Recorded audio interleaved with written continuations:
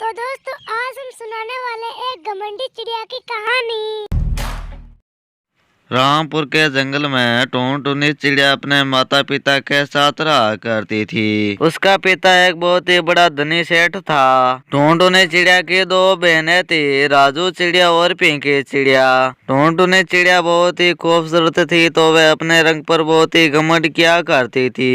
अरे अरे टुनटुनी चिड़िया, तू तो हमेशा आईने के आगे बैठी रहती है। तुम्हारी दोनों बहनें काम करती रहती है, तू भी थोड़ा बहुत काम कर लिया करो। माँ, तुम्हें तो पता है ना कि मैं कितनी ज्यादा सुंदर हूँ। अगर मैंने काम किया तो मेरे हाथ गंदे हो जाएंगे। मैं तो मेरी सहेलियों के पास जा रही हूँ। इस तरह से समय गुजरने लग जाता है और फिर टुनटुनी चिड़िया की दोनों बहनों की सेठ बंटी कबूतर शादी कर देता है। एक दिन की बात है, सेठ बंटी कबूतर अपनी पत्नी टुनी चिड़िया से कहता है, टुनटुनी की माँ राजू चिड़िया और पिंकी चिड़िया की शादी हो गई है। अब टुनटुनी के लिए भी रिश्ता ढूंढना पड़ेगा। हाँ जी, आप बात तो सही कह रही हैं। टुनटुनी बड़ी हो गई है अब। जब इस बात का पता टुनटुनी चिड़िया को चलता है तो वह अपने पिता से कहती है, पिताजी, मैं अपना वर्क खुद चुनूंगी। ये क्या कह रही है तुम टुनटुनी चिड़िया? मैं कोई राजा महाराजा नहीं हो जो तुम्हारे स्वयंवर रचाऊं। ठीक है पिताजी, मैं अपनी शादी नहीं करूंगी। तेरी हिम्मत मेरे सामने इस तरह से बातें करने की। तुम कह रही हो, मैं इसलिए बात मान रहा हूँ। मैं कल ही सूचना दे दूंगा सारी पक्षियों को। जो टुनटुनी से शादी करेगा वो कल ही कष्ट करे।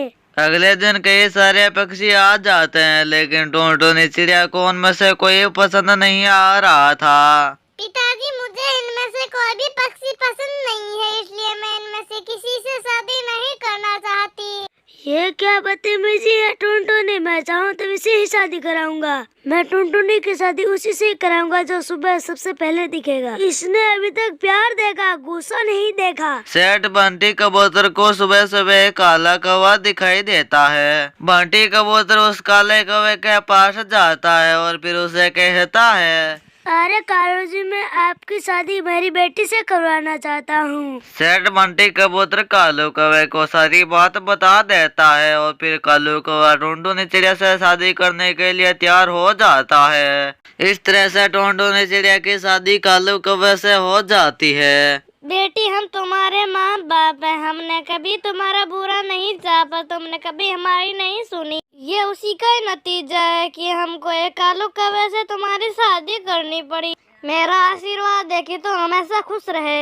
माँ, पिताजी ने मेरे साथ बहुत बुरा किया। मैं कभी भी उनसे बात नहीं करूँगी। कालू बेटा, मेरी बेटी थोड़ी जिद्दी है, पर धीरे धीरे सीख जाएगी। तुम इसे खुश रखना। टुनटुनी चिड़िया अपने पति कालू कौवे के साथ अपने ससुराल आ जाती है। अरे अरे बेटा, तू किससे लेकर आ गया?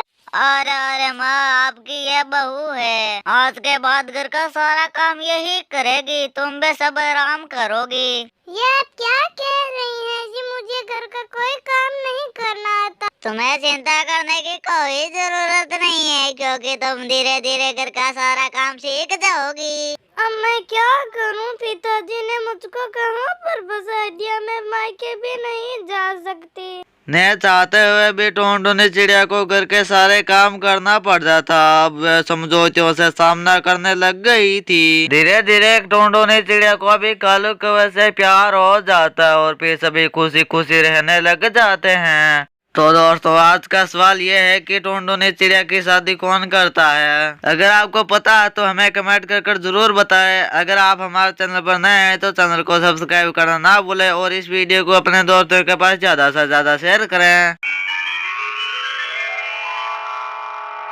हरियापुर के जंगल में कालू कौवा रहा करता था। उसके पास थोड़ी सी जमीन थी। उसकी पत्नी का नाम राजू चिड़िया था। वे लोग उस जमीन पर खेती किया करते थे। एक दिन की बात है, राजू चिड़िया के घर एक बेटी पैदा होती है। राजू चिड़िया ने उसका नाम टुनटुनी चिड़िया रखा था। उसी दिनों में कालू कौवे का एक्सीडेंट हो जाता है और उसका एक पैर टूट जाता है, जिसकी वजह से राजू चिड़िया खेत की और घर की जिम्मेदारियां संभालती है। राजू चिड़िया अपने खेत में खाद ज्यादा डालती थी, इसीलिए उसका खेत बंजर हो जाता है। अरे अरे, मैंने तुमसे कितनी बार कहा था कि खेत में ज्यादा खाद मत डालो, लेकिन तुम मेरी कहाँ सुनने वाली थी। देखो अब हमारा खेत बंजर हो गया ना। हाँ कालू, तुमने सही कहा, मैंने तुम्हारी कभी नहीं सुनी। इसके वजह से हमारा खेत बंजर हो गया। अब मैं कल ही जाकर कोई काम ढूंढूंगी शहर के जंगल में, जिससे क्या है ना कि हमारा घर अच्छी तरीके से चले।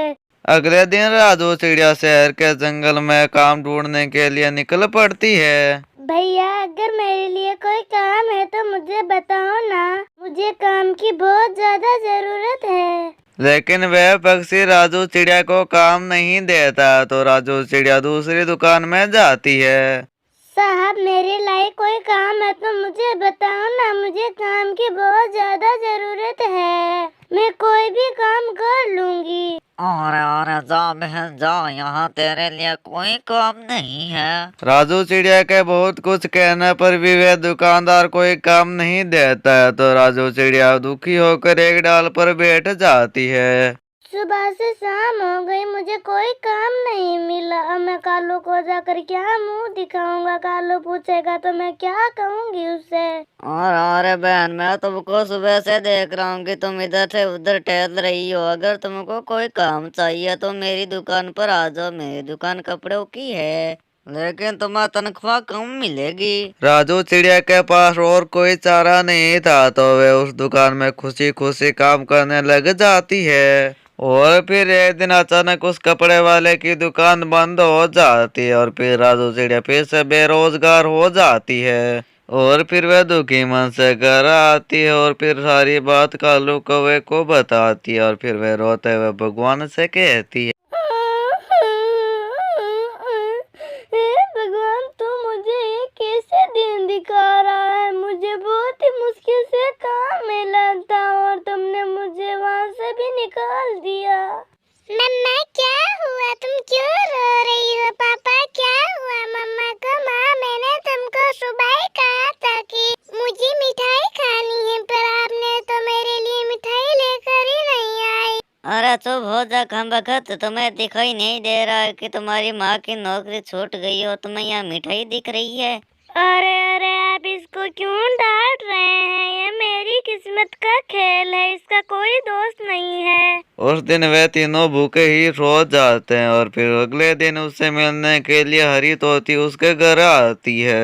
अरे हरी काकी, आप और यहाँ आपका घर ठीक तो है ना? क्या बताऊं बेटा, तुम्हारे अलावा मैंने इस दुनिया में कौन है, इसलिए मैं तुम्हारे पास आ गई। और तू बता राजू बेटा, तू क्या करती है?